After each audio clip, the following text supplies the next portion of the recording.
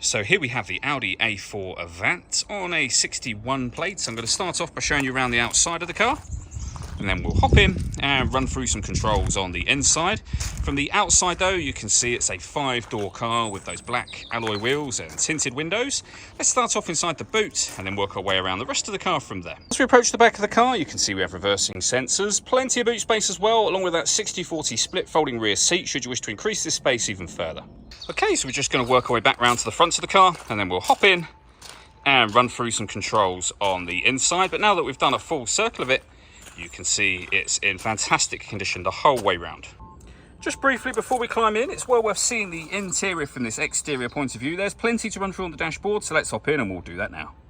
Okay, now that we're inside the car, we're going to start with the dials. On the left-hand side, we have the rev counter. We have the speedometer on the right-hand side, and on that extreme right, you can see the fuel gauge as well. In the middle of the total miles for the car, they are 63,775. Above that, we have a digital readout for the speedometer currently being displayed. You can change that information for various bits of trip computer and car info. If we back out to the steering wheel, on the right-hand side, we have stereo controls.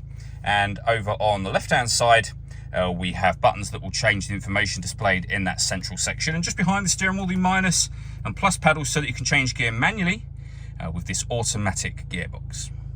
Over in the center, we then have the main screen for the car. So this is where you'll find your radio. As you can see, we've got FM, medium wave, and long wave radio. If you want to listen to your own music, you can do.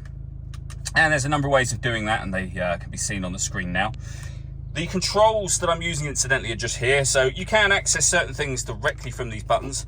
This dial will control everything that's on the screen, and these 4 buttons here will relate to the 4 corners of the screen. For example, if you want satellite navigation, you can press the nav button, and you'll see the 4 corners of the screen. We've got memory, route, nav info, and map. If I press the button for map, you'll then be in the map, of course, and you can see it's a nice clear color display. Very easy system to use. Working our way down from that, we have the CD player. So you can open up this section. You've got 2 SD memory card inputs, and of course you can eject and insert CDs from here. We can turn our parking sensors on and off. We can turn our traction control on and off.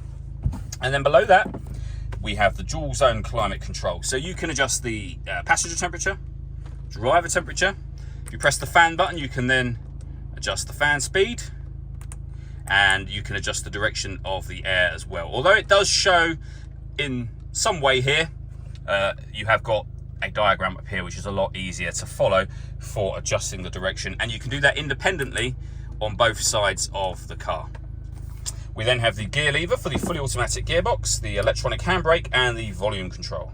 All that leaves me to say is thank you for taking the time to watch this video. If you'd like to come and see the car for yourself and have a test drive, please feel free to give us a call here at Surrey Specialist Cars. We'd love to hear from you soon.